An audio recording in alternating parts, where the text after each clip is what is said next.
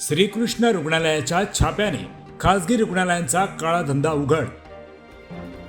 हे रुग्णालय की व्यापारी मंडई. 5 लाखांचा बेकायदेशीर औषध साठा टिटवाळ्यात खासगी रुग्णालयांचे धाबे दणाणले. जप्तीत 5 लाख, चर्चेत कोटींचा गुप्त साठा.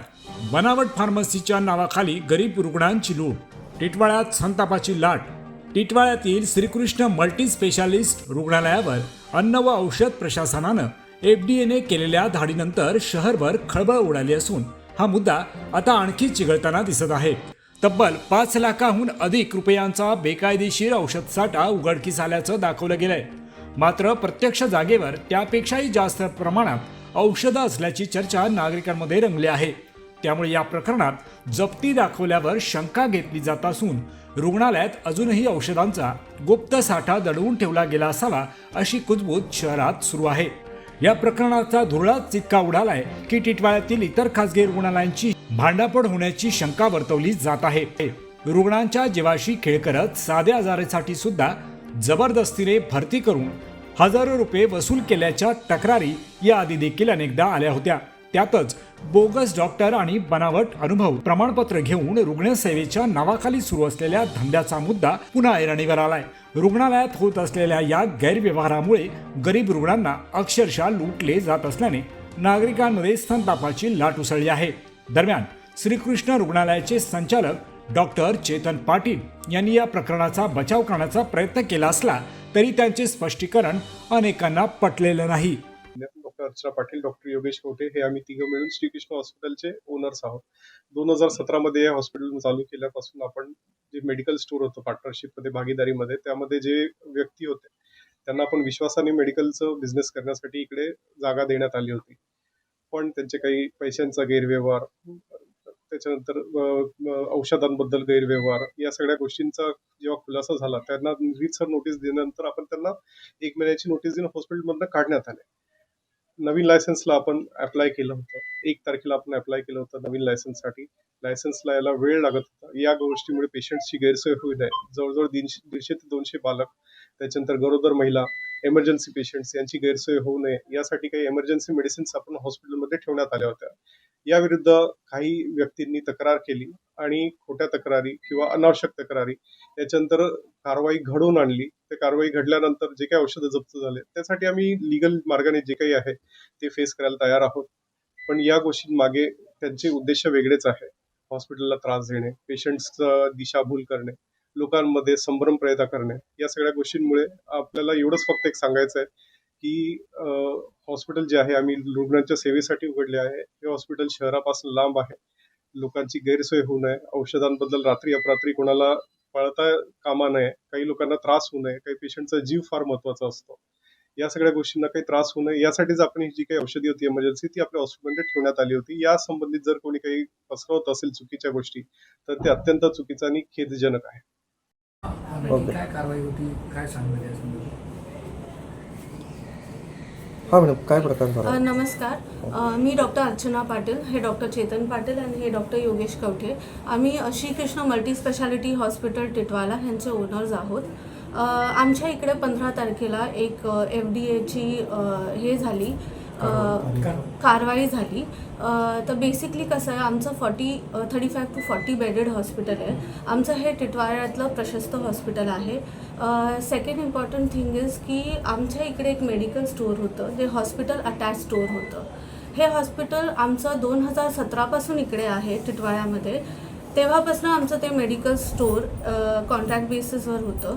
दुसरी गोष्ट म्हणजे एवढ्या वर्षामध्ये काही गैरसोय, त्याच्यानंतर काही औषधांबद्दल गैरसोय और आपण काय बोलतो तक्रार वगैरे अशा काही गोष्टी झाल्या. त्याच्यामुळे ते मेडिकल स्टोअरचे जे ओनर होते त्यांना आम्ही प्रत्येक वेळी त्यांना वॉर्निंग दिलेली होती की असं असं आहे. पण शेवटी काही गोष्टी पटल्या नाहीत हॉस्पिटलला, बेसिकली पेशंटच्या दृष्टीने. त्याच्यामुळे पेशंटचा जो गैरसोय होत होती आणि पेशंटच्या दृष्टीने आम्ही असा तिघाने निर्णय घेतला की हे मेडिकल स्टोअर आम्ही पुढे कंटिन्यू नाही करणार आहोत. तर रीत सर मेडिकल स्टोअरचे जे ओनर होते त्यांना आम्ही रीत सर एक नोटीस दिलेली, जी नोटीस त्यांनी लिगली साईन पण केली होती. त्यांचे जे काय आमच्याबरोबर अग्रीमेंट्स वगैरे होते ते आम्ही फुलफिल करून त्यांना ते देऊन टाकलेले होते. त्याच्यामुळे त्यांचं जे काय कमिटमेंट्स होते ते आम्ही कंप्लीट केले होते. त्याच्यानंतर काय झालं, 30 ऑगस्ट हा त्यांचा शेवटचा दिवस होता. 1 सप्टेंबरपासून आम्ही एका दुसऱ्या नवीन फार्मसी जे लोक आहेत त्यांच्याबरोबर कॉन्ट्रॅक्ट केलेले. पण जसं आपलं माहिती आहे एक रीतसर प्रोसिजर असते की एक ड्रग लायसन्स असतं. त्याच्यामुळे आम्ही 1 का 2 तारखेला ड्रग लायसन्स त्या फार्मसीच्या लोकांनी अप्लाय पण केलेला, ज्याचं रीतसर US FDA साईटवर वगैरे सगळं झालेलं.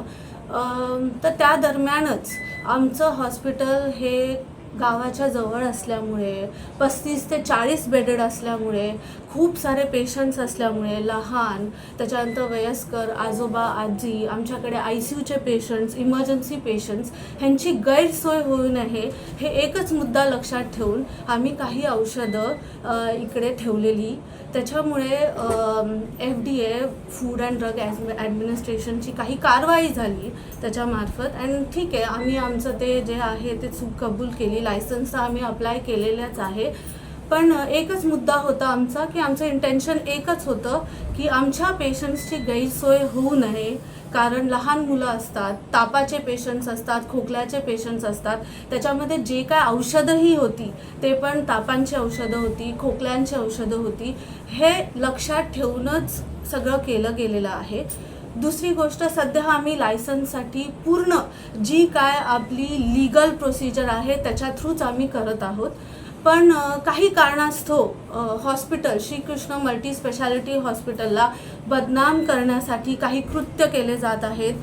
मी नाव घेऊ इच्छित नाही, पण जसं लायसन्सचं टाळाटाळ करणं किंवा पेशंट्सला काही गैरवेतन होणं, त्याच्यानंतर काही गैरसोय हॉस्पिटलच्या मार्फत करणं, असे काही लोक करण्याचा प्रयत्न करत आहात.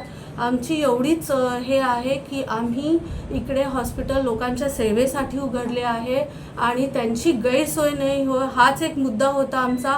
बाकी आम्ही लीगल वृत्त जे काय आहे ते सगळं करतो आहोत आणि करणार पण आहोत.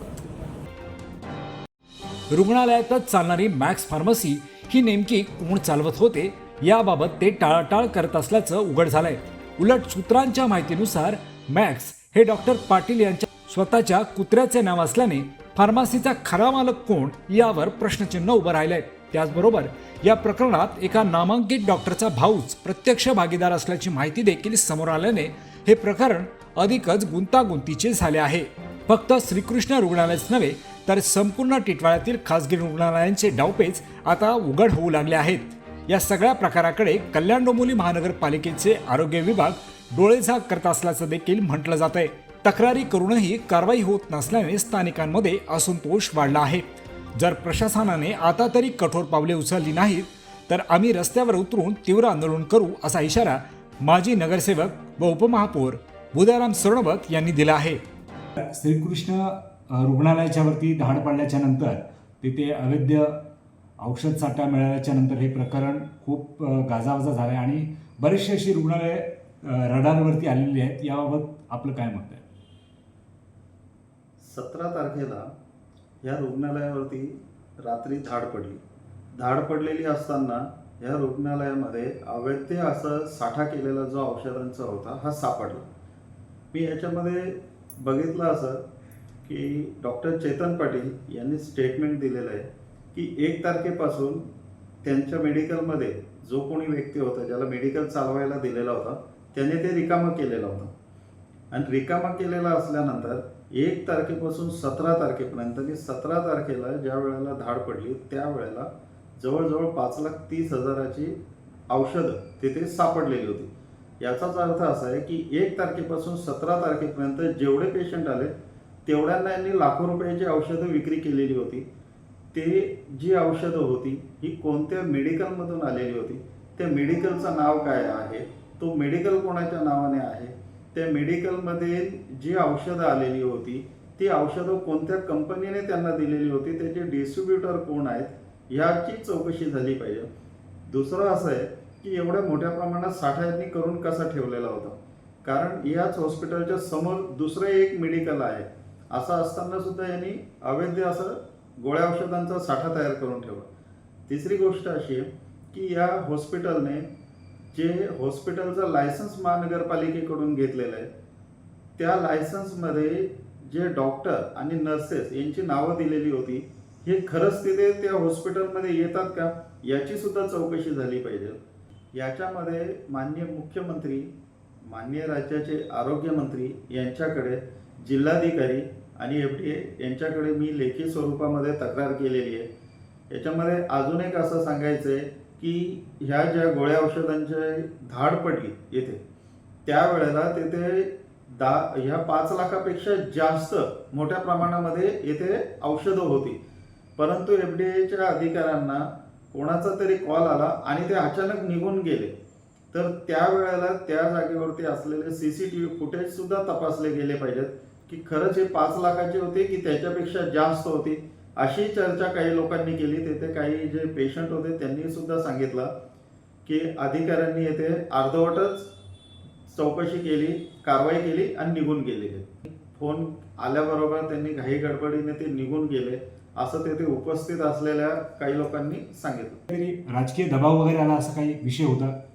असं असू शकतो, कारण या हॉस्पिटलमध्ये जे मोठे मोठे प्रकरणं घडलेली आहेत, हे लाखो रुपये दररोजची वसुली करतात. त्याच्यामुळे यांचे इतर काही राजकीय लोकांबरोबर हात असू शकतात आणि त्याच्यामुळे यांनी अचानक धाड पडल्यानंतर त्यांनी त्यांना कॉल करून FDAच्या अधिकाऱ्यांना फोन करून त्यांच्यावरती दबाव टाकण्याचा प्रयत्न केलेला असेल, कारण दुसऱ्या दिवशी सुद्धा ते गोळ्या औषधं जमा केलेली नव्हती.